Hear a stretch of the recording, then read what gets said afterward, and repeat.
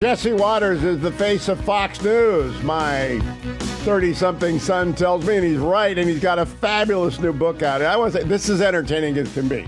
Get It Together.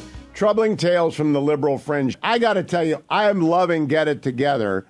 Before I go there, though, you are only 43, and you had microdiscectomy? What did you do to your back? Sitting is the new smoking. And so... You know, I have two shows, Hugh, so that's 2 hours, and then I'm preparing for the show, and I've just been sitting my whole life. Well, what I loved is that you blamed your producer. I blame my producer for everything, and so that we have in common, so it's always the producer's fault, but I thought, my God, a microdiscectomy. You're going to be, you know, I've had bad backs for the last 20 years, but I ran a lot of marathons. What did you do? Gosh, Hugh, you're making me sound like a weak man who didn't run marathons. I've never heard of anyone. I sat a lot because I'm so studious and I'm so well prepared that I was always hunched over a book or a computer. Well, you are well prepared and Get It Together. And I want to go to two stories. There are 22 different stories. I'm going to do my two favorite. My very favorite one is the climate activist, the traffic blocking climate extremist. This guy from Kalamazoo, who now lives in Washington, who has to sell his townhouse to keep doing it. How did you find him? So we had my producers reach out to some of these zany people, and this is the guy that sits Indian style on the freeway and draws attention to climate change. And I said, has anybody ever gotten out of their car after sitting blocked in traffic for 3 hours and said, you know what? Thank you. Now I'm buying a Prius. And he said, no, I have not changed a single person's mind in doing this. And you'll hear this throughout the book, is that these people are mostly doing these things for themselves. They're expressing their feelings, whether it's about the climate, the prison system, the border, and it really has nothing to do with rationality or results. It really has to do with them kind of lashing out at society and projecting their trauma on the rest of us. And when I say get it together, that's something my mom told me. I'm sure your mother told you. It's one look directly in the eye, get it together. And yeah, my mantra with my kids, Jesse, was always focus and execute. And they'll laugh whenever I say it, because I said it 5 million times. Your mom said get it together. As a dad, I say focus and execute. But let's go back to Paul. Because Paul fascinates me. At one point, you ask him, do you consider this climate crusade a type of religious movement? And he says, I feel strongly about it, but it's not a religion. It's obviously a religion, Jesse. Did you argue the case with him? Well, you know, I try not to argue too much with these people because, you know, you don't suffer fools. I suffer fools, and that's just my station in life. And I listened, and I found out at this age it helps to listen. And instead of being combative, I just let them pour their heart out. And I found out I learned a lot more by listening, because you get to a certain point when someone's in their 40s and their 50s, you can't persuade these people. That's why we got to get them young, because right now you get a lot of people who are basically juvenile delinquents at 45 years old, and they're living lives of teenagers. They're doing drugs, they're drinking, and then they say, you know what, society needs to accommodate to my problems. I don't have problems. It's society that needs to change. And that's why you got to get these people early. I also, though, I don't push back in most of my interviews unless it's someone with whom I have a political disagreement and it's civil. But I am suspicious of Paul. I don't believe he had a real job for 35 years. I don't believe he was a banker, because unless he had kind of a break, in which case I would feel sympathy for him. Did he give off any of the indicia of mental illness to you? Because I really don't believe a banker could do that. It's so irresponsible. Someone will have to pay for his retirement. He's going to sell his townhouse. That was the catch-22 of someone like Paul. You live a life where you're an accountant, you're a mortgage broker, and that is probably the most logical job you could have. You're basically doing math all day and mitigating risk. And this guy all of a sudden lives this incredible pragmatic lifestyle and then has this psychic break and quits his job, drops out of society, but never really had saved enough for retirement and is now forced to sell his house, and he doesn't really have a plan.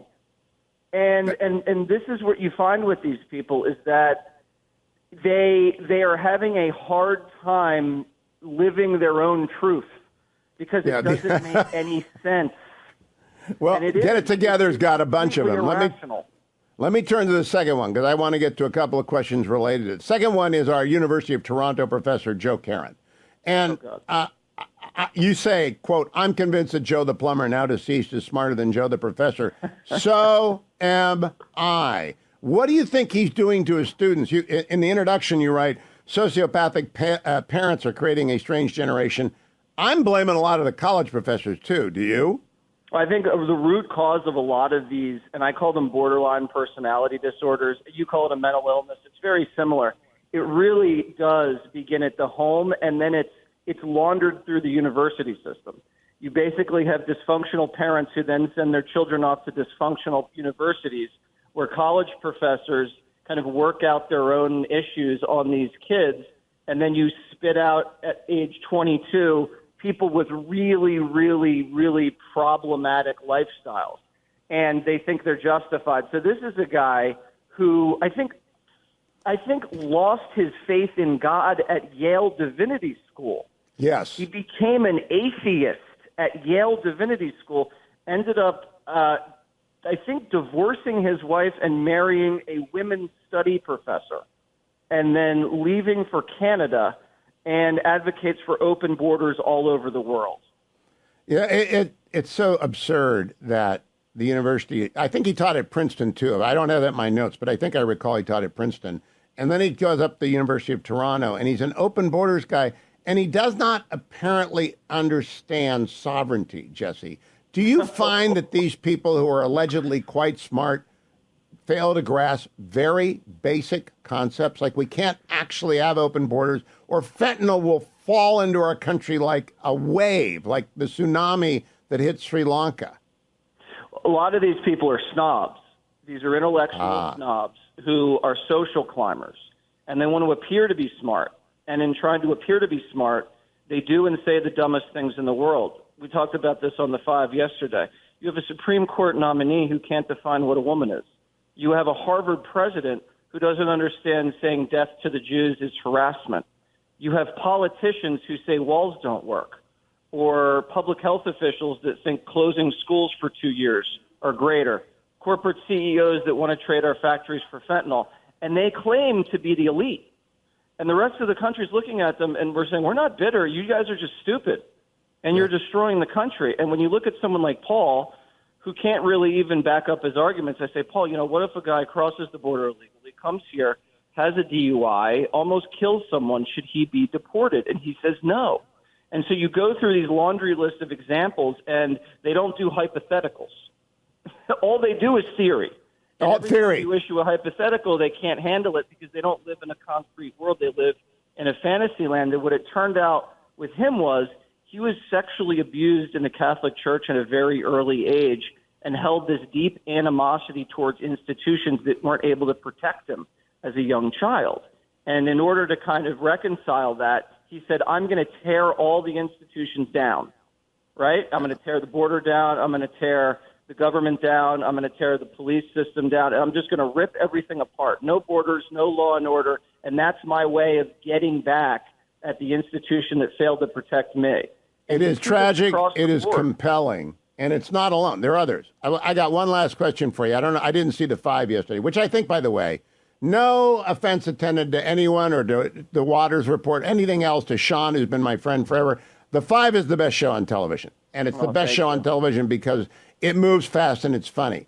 But did you talk about Catherine Mayer at NPR? Because I was reading this book, Get It Together, and I kept thinking to myself, if Jesse got a hold of Catherine in a very non-confrontational way, she would reveal herself to be chapter 24 in this book, right?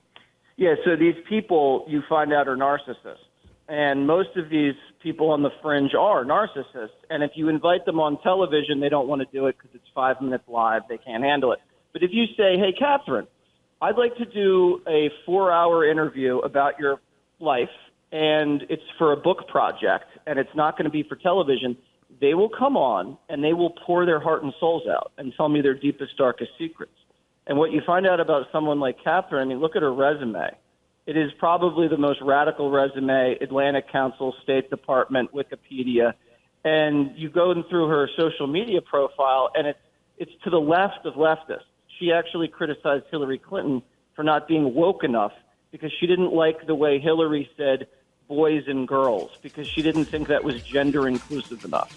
Hey, stand by for a second, Jesse. I want to talk to you off air so I can put it in the podcast as well. The book is Get It Together, Troubling Tales from the Liberal Fringe. It's really quite amusing and very illuminating. And if you get It Together, you will get it together. I'll talk to Jesse after the break. Put it on Highly Concentrated View as well. Don't go anywhere, America. Portions of the Hugh Hewitt Show are brought to you in part by PhD Weight Loss and Nutrition. Go to myphdweightloss.com to learn more.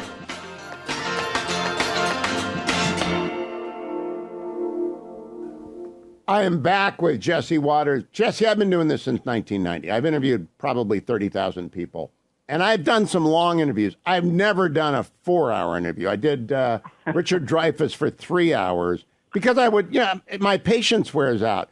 How do you brace yourself for 3 hours of idiocy? And Richard Dreyfuss, by the way, is very smart. That was fascinating, but some of these people are quite bizarre. I'm attracted to idiocy. And you used to see me on the O'Reilly Factor. Remember, I used to go out in the street and interview people, and I was only able to get them for about 5 minutes. But I'm curious, and curiosity has not killed this cat. And so I said, listen, talk to me for as many hours as it takes. Tell me everything about what makes you tick. And so you talk to someone who identifies as a wolf, Hugh. Yeah. This person, I guess, is transgender, he, she, God knows what. But they literally identify as a wolf. They howl. They frolic in wolf sanctuaries. Spiritually, they identify as a wolf. And these are the kind of things that fascinate me. And then they moonlight, no pun intended, as people that go after child predators on the internet. And so, you sit down, you listen, you find out what they believe, why they believe it. And what the book project ended up telling me was that a lot of these people really don't, read John Locke and understand. This is why I believe. This is why I believe in this policy. These are people do you approach it? Lives. Brian Lamb, who's the best in the business until he retired. Brian had a deadpan face. He never gave away what he thought about a response, and he would do these long 3-hour interviews about people's lives. And I did it with Brian. Is that are you deadpan? Do they not know it's Jesse Waters and that this is not going to turn out well? Listen, Hugh, if you were a liberal and you were to tell your life story to someone, would it be to Jesse Waters? No. No. But I am open-minded. My mother's a liberal, and she taught me to be tolerant and open-minded. And I didn't judge these people. I judged silently. And many of the people we've interviewed for the book have come back to do Jesse Waters Primetime, to do promotion, and they say that they were treated fairly in the book, and I was a good listener, and that's all you can ask for. I'm just shining a spotlight. Congratulations. A lot of times a book comes out from someone with a TV show. The exceptions are usually at Fox, like Brett, and I think of a bunch of your co-hosts. And there are great books that come out. Greg's been a guest, and Dana's been a guest. They're good books. This one is very surprising, and I think people will enjoy Get It Together. Congratulations. Keep pushing on. I don't know if you're going to get Volume 2, though, Jesse. You think people are going to be ready to sit down with you still for Volume 2? We're going to do Volume 2 on successful people. How does that sound? There you go. I would like to hear that, too. Jesse Waters, congratulations. Have a good day on the 5 and on the Jesse Waters Show. Later on Fox, the face of Fox, going forward for the next 30 years. Right there, Jesse Waters.